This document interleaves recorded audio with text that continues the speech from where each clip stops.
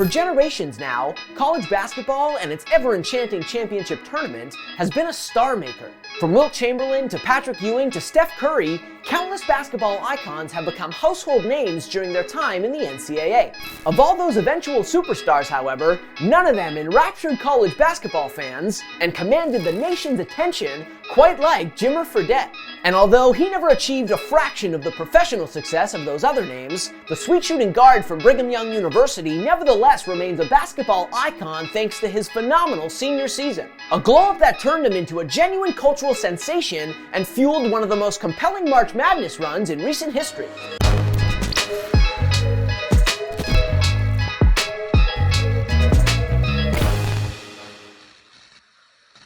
At Brigham Young University, or BYU, they take two things very seriously.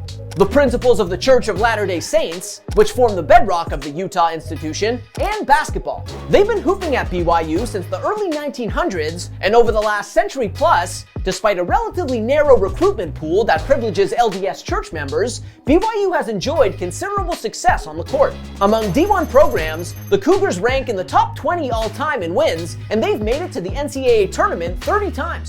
That said, the closest they've ever come to a national championship is the Elite Eight, most recently in 1981.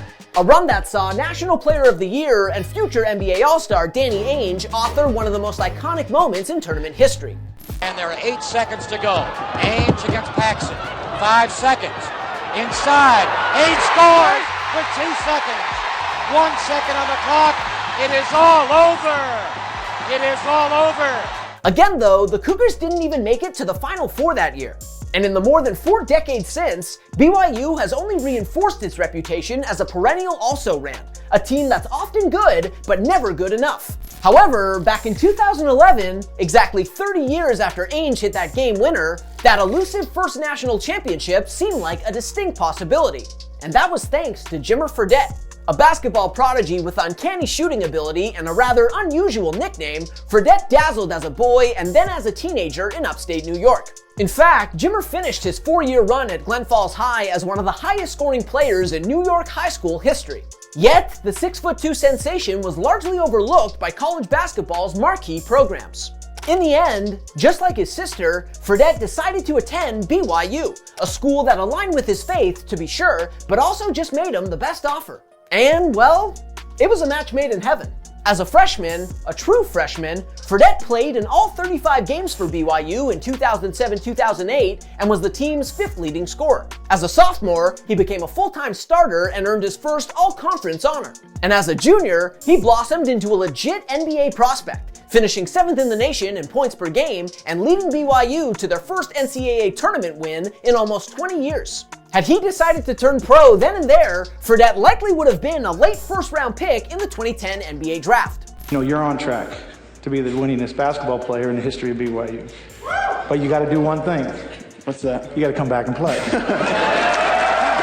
Instead, however, after much deliberation, Jimmer decided to return to BYU for his senior year, kickstarting one of the most indelible seasons in college basketball history. That year, for the first time since Ainge was a senior, the Cougars cracked the AP's top 25 preseason rankings, sneaking in at number 24.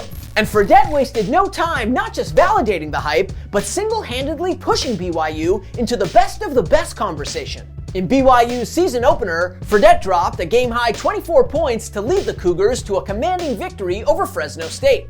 Next time out, he dropped a game-high 26 points to propel BYU over Utah State. Then, Jimmer dropped 27 while going 5 of 6 from long distance in a beatdown of Chicago State. Yeah, Jimmer was feeling it. A month into the season, Fredette was averaging almost 24 points per game while the undefeated Cougars were climbing up the AP rankings. And then Fredette took his game to a whole different level. From Christmas through the end of January, a span of 9 games, Fredette averaged almost 33 points per contest while shooting better than 50% from beyond the arc. Along the way, he eclipsed 40 points 3 times, the Cougars didn't lose once, and Fredette officially went from a compelling story into the most electrifying player in all of college basketball. By Jimmer's account, that transformation was solidified with a 43-point effort in a late January upset over number 4 ranked San Diego State, a team led by a talented sophomore named Kawhi Leonard. After the game, which the Cougars won by 13 to improve to 20-1, throngs of BYU fans stormed the court in Provo, and a couple of them actually tried to pick Fredette up before he took shelter behind the scorer's table. From that point onward, an unassuming Mormon kid was the face of college basketball. As Fredette later explained, "My life changed pretty much overnight after that game. There's nobody on a collegiate level who's had more impact than Jimmer Fredette. Jimmer Fredette. Jimmer Fredette. Jimmer Fredette. Jimmer Mania, Jim Sanity, call it what you want. You just got Jimmered. Deep one over Tapley, hit it! What are you supposed to do with that? You see all the highlights, and then you sit here and see it in person, and your jaw drops. Jimmer Mania had officially taken over. The Cougar star became a staple on SportsCenter. Fans hounded him for pictures and autographs. The media hounded him for interviews. At BYU games, signs with phrases like "Teach me how to Jimmer" and "It's Jimmer time" became ubiquitous. Everybody wanted a piece of Jimmer, who, by the way, in the wake of his performance against San Diego State, was anointed the best scorer in the world by none other than Kevin Durant. And in the face of that newfound visibility and rapidly intensifying pressure, all Jimmer did was deliver. Okay, well, this Twitter just came up tonight from Kevin Durant. Well, he says Jimmer Fredette is the best scorer in the world, exclamation point. Your thoughts? I think I have to disagree with him a little on that. I think that he's the best scorer in the world right now. I appreciate it, though, Kevin. I really appreciate that. Over the Cougars' final 13 games that season, Fredette averaged the 30-burger and memorably set a BYU single-game record with 52 points. That performance, by the way, came in the Mountain West Conference semifinal. And although Fredette and the Cougars would ultimately come up short of a conference title, falling to San Diego State in the championship game, as fate would have it, they were unfazed. At 30-4, the Cougars finished the season as the 10th-ranked team in the nation, their highest end-of-season AP ranking since the early 1970s. Not only were they going to the tournament, but they had a legitimate shot to win the whole damn thing. After all, BYU, the number 3 seed in the Southeast region, had Jimmer, who finished the season as college basketball's leading scorer, earned his first All-American honor, his 3rd straight All-Conference nod, and was the consensus National Player of the Year. In the process, Fredette also became BYU's then all-time leading scorer, surpassing Ainge and solidifying his hallowed place in school history. It was, simply put, an astonishing, star-making season. And when Sports Illustrated put out their March Madness preview edition, you better believe it was Jimmer Fredette gracing the front cover. But even with the spotlight burning a hole through his jersey, when the tournament arrived, the last big dance of his college career, Fredette showed out. In the Cougars' first-round matchup against Wofford, Fredette dropped a game-high 32 points to propel BYU to a win.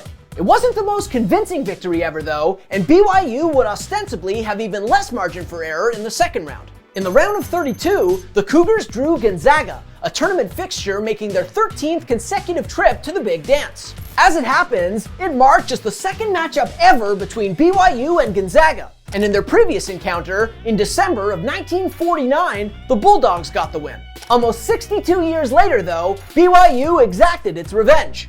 And Jimmer was the reason. That night, Fredette exploded for 34 points, including 7 3-pointers, in what turned out to be a decidedly lopsided win. The Cougars took a 7-point lead into halftime and never looked back, with Fredette's hot hand guiding them to a 22-point victory. For the first time since '81, and just the 7th time in school history, BYU was headed to the Sweet 16. And with their best player, the country's most unstoppable player, very much stepping up on the big stage, the Cougars looked like the team of destiny. However, a familiar foe was waiting for them in the Sweet 16. Florida, the same team BYU had eliminated in the first round of the previous year's tournament in double overtime. The Gators wanted revenge. They were ready for Fredette, and what ensued was one of the most compelling games of the entire tournament. In the face of tremendous physical pressure from Florida's defense, Fredette still managed to work his magic in an exceptionally evenly matched contest. You with the chance to take the lead, Jimmer faking, stepping back, crossing over, forcing it up, and in. Fredette wasn't at his most efficient that night, but the Cougars were still able to pull into halftime with the score tied. And as a gripping second half unfolded, Fredette rediscovered his shooting stroke. Long range! Are you kidding me? He's got his J back, folks! and the eye of the tiger. Ultimately, after 40 minutes of back and forth basketball, the score was BYU 68, Florida 68. And for a second year in a row, with their respective seasons on the line, the Cougars and Gators were headed to overtime. Everybody in the building knew that the Cougars' fate would come down to Fredette, who finished regulation with 32 points. What nobody could have anticipated, however, was that Fredette would end the game still stuck at 32. On BYU's first possession of OT, Fredette unleashed a step-back three. It clanked off the front rim. On the Cougars' second possession, Fredette was called for traveling. And suddenly, Florida was pulling away. With less than 2 minutes to go in OT, the Cougars found themselves down by 7. Jimmer tried to make something happen. Except... Jimmer will grab it. He draws Boynton, turns, trying to rock his man. He's got Young on him. He wanted to draw that foul. Oh, and he threw it away. Moments later, Florida extended its lead even further. And with less than 40 seconds to go in the game, Fredette's night and his indelible season came to an end. And now Jimmer Fredette will check out of the game for the final time. As a member of the BYU Cougars, and what a career it's been.